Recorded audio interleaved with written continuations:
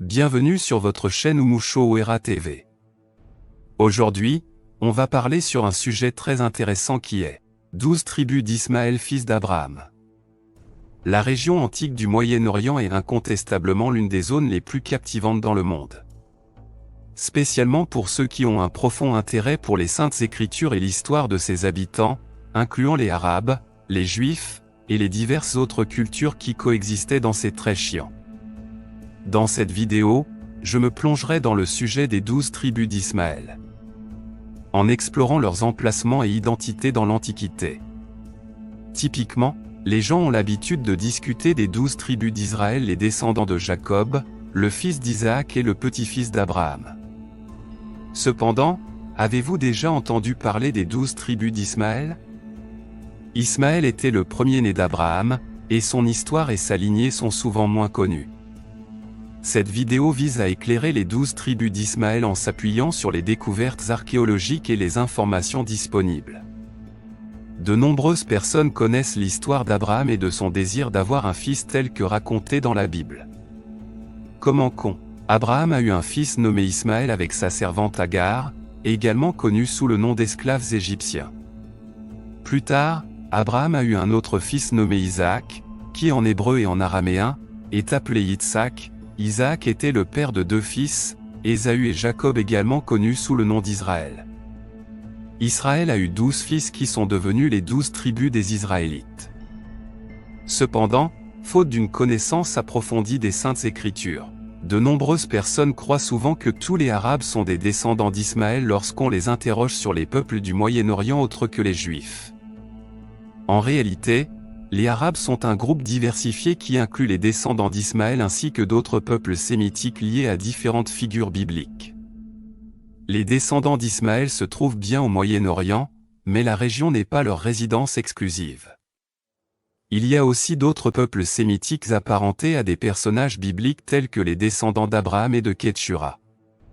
En outre, il y a les descendants d'Ésaü, de Lot et d'autres. Par conséquent, le Moyen-Orient est habité par diverses communautés sémitiques issues de différentes figures bibliques et pas uniquement des descendants d'Ismaël. Ismaël détient un rôle de premier plan dans les traditions religieuses abrahamiques, jouant un rôle important dans la généalogie, l'histoire des tribus portant son nom. Selon les récits bibliques et islamiques, Ismaël était le premier-né d'Abraham, le patriarche commun du judaïsme, du christianisme et de l'islam. Sa mère Agar était une servante égyptienne de Sarah, l'épouse d'Abraham. L'histoire d'Ismaël commence dans un contexte de rivalité et de tension familiale puisqu'Agar le conçut après que Sarah, qui était stérile, ait permis à Abraham d'avoir un enfant avec la servante. Ismaël est donc le résultat de la concession faite par Sarah au désir d'Abraham d'avoir un fils. Mais que les traditions religieuses divergent sur certains aspects, Ismaël est souvent considéré comme un descendant d'Abraham qui jouerait un rôle crucial dans l'histoire des tribus arabes.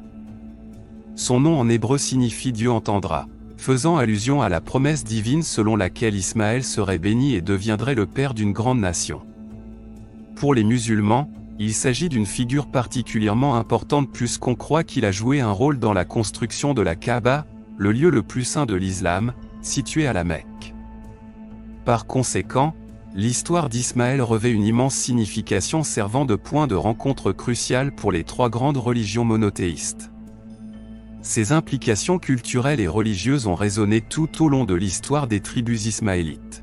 Selon le récit biblique, Dieu a fait la promesse à Abraham qu'Ismaël engendrerait 12 fils et deviendrait une grande nation comme documenté dans le livre de la Genèse. Par la suite, dans Genèse 25 versets 13 à 15, les noms des 12 fils d'Ismaël sont énumérés. Nebajot, premier-né d'Ismaël. Kédar, Abil, Mibsam, Mishma, Duma, Massa, Hadad, Théma, Jetur, Naphish et Kedma. Ces fils sont devenus les princes d'Israël et les 12 tribus de descendance ismaélite avec d'autres tribus de lignée ismaélite.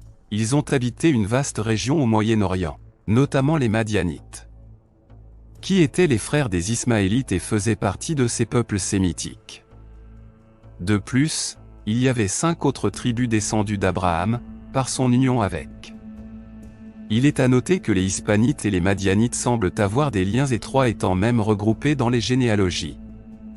Toutefois, au fil de l'histoire, les 12 tribus et les descendants d'Ismaël ont suivi des chemins distincts. Historiquement, les tribus ismaélites ont établi des colonies sur une vaste étendue géographique englobant des parties du Moyen-Orient et de l'Afrique du Nord. La péninsule arabique incluant l'Arabie saoudite, le Yémen, Oman, la Jordanie et les Émirats arabes unis a servi de zone principale de peuplement pour les tribus ismaélites, et ce, malgré l'environnement désertique difficile. Les Ismaélites se sont adaptés à un mode de vie nomade, employant divers moyens pour survivre dans le désert aride et ses environs. De surcroît, les tribus ismaélites ont étendu leur influence à d'autres régions comme la péninsule du Sinaï entre l'Égypte et Israël, ainsi que des parties du Levant incluant la Jordanie et la Syrie actuelle. Leur portée géographique s'est même étendue à l'Afrique du Nord, dont des zones comme le Soudan. Cette vaste distribution reflète l'immigration et mouvement historique des tribus ismaélites au cours des siècles. Plongeons maintenant dans certains détails moins connus sur les descendants d'Ismaël. Selon le récit biblique, le premier fils d'Ismaël s'appelait Nébajot, ce qui en faisait l'aîné. Le nom Nébajot porte une connotation prophétique telle que mentionnée dans le livre de la Genèse où il est dit qu'il serait le père de 12 princes. En araméen, Nébajot signifie prophétie ou être associé à la prophétie. Les informations disponibles suggèrent que les tribus de Kédar et de Nébajot descendants d'Ismaël ont acquis une certaine importance dans l'élevage de troupeaux comme référencé dans Ésaïe 60 verset 7. Les troupeaux de Kédar se réuniront tous chez toi. Les béliers de Nébajot seront à ton service. Ils monteront sur mon autel et me seront agréables et je glorifierai la maison de ma gloire. Les noms de Kédar et de Nébajot apparaissent fréquemment dans les anciens documents assyriens. L'historien Flavius Joseph a identifié les gens de son époque connus sous le nom de comme étant des descendants du fils aîné d'Ismaël, Nébajot. Il a déclaré que les Nabatéens habitaient une vaste région s'étendant du fleuve Euphrate jusqu'à la mer Rouge qui est devenue connue sous le nom de Nabatène. Flavius Joseph a également mentionné qu'il avait obtenu des informations sur ces gens directement des Nabatéens ayant eu l'occasion d'interagir avec eux. Il est intéressant de noter que les Nabatéens parlaient le nabatéen, une variante de l'araméen. La tribu de Kédar est fréquemment mentionnée dans les documents assyriens, y compris des récits de Téglath-Phalassar III et d'autres rois assyriens. Téglath-Phalassar III, un roi syrien influent qui a régné environ de 745 à 727 avant Jésus-Christ est connu pour ses conquêtes et réformes qui ont eu un impact significatif sur l'empire assyrien et l'histoire de l'ancien Proche-Orient. Les tribus kédarites et nabatéennes étaient principalement composées de marchands engagés dans le commerce d'épices, de céramique et de produits similaires.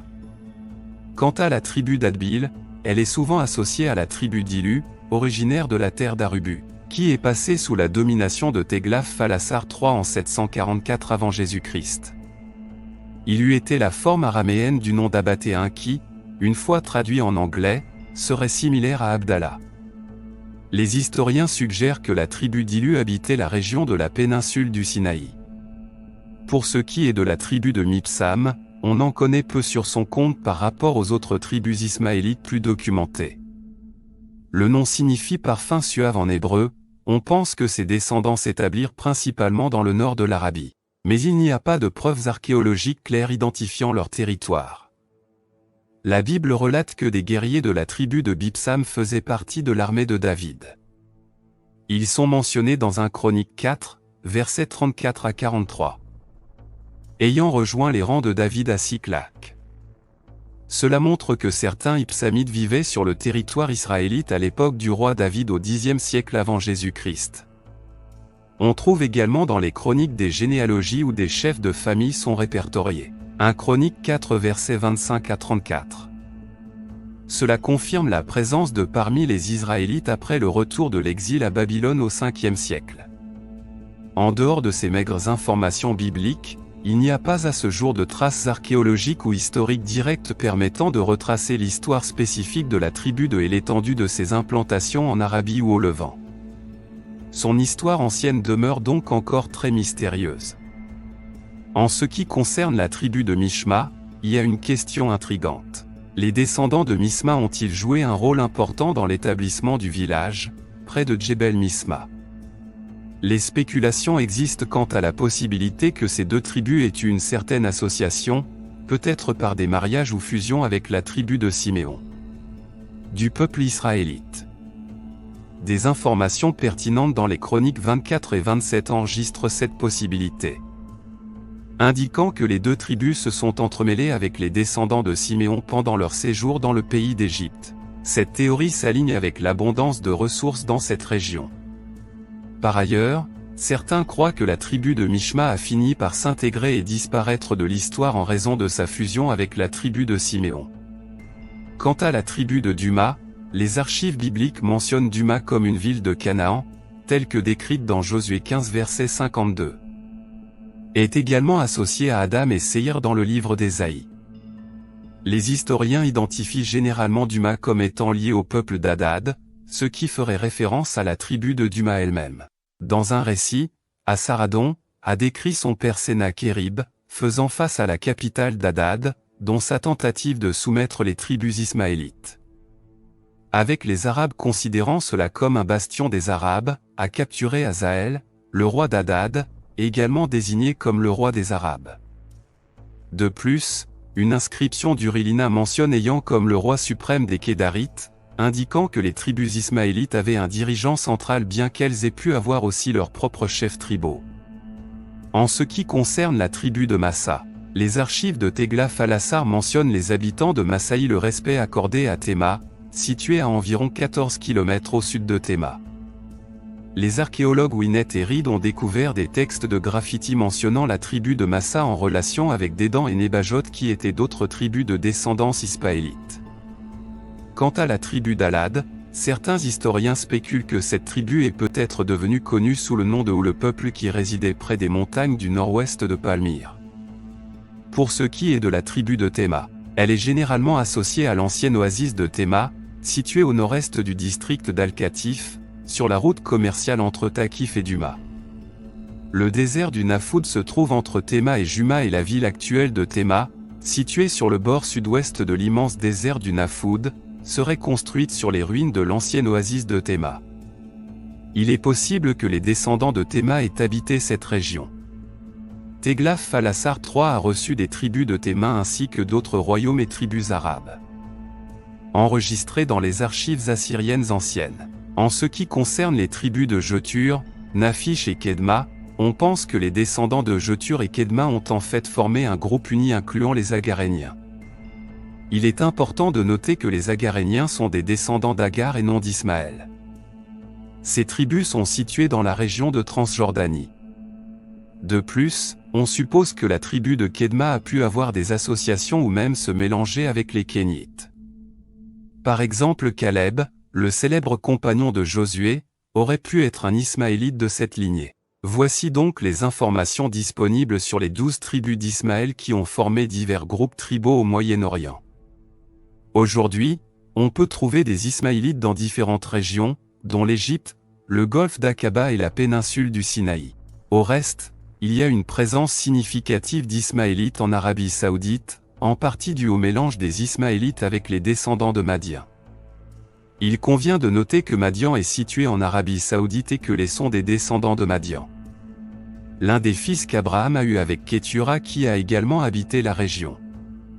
Bien que de nombreux détails restent incertains, l'histoire des 12 tribus d'Ismaël et de leur migration à travers le Moyen-Orient ancien témoigne de la complexité des liens unissant les peuples de cette région. Leur parcours entremêlé illustre des relations étroites et mouvantes entre ces tribus apparentées, cherchant à s'adapter et prospérer dans un environnement aride et change. Au-delà des frontières tribales, leur héritage commun en tant que descendants d'Abraham, relie ces peuples sur le plan spirituel et culturel. Leurs traditions ont fusionné au fil des siècles pour façonner un riche patrimoine qui imprègne encore aujourd'hui la péninsule arabique et le Levant. Bien que divisés, les fils d'Israël demeurent unis par leur passé ancestral. Leur histoire nous rappelle que dans cette région au carrefour de l'Afrique, de l'Asie et de l'Europe, les identités entrecroisées forment une tapisserie humaine aux multiples nuances. Nous aimerions vous donner l'opportunité de faire de Jésus le Seigneur de votre vie. Voulez-vous bien prier avec moi? Dit Seigneur Jésus. Je me repens de mes péchés. Viens dans mon cœur. Je fais de toi mon Seigneur et Sauveur.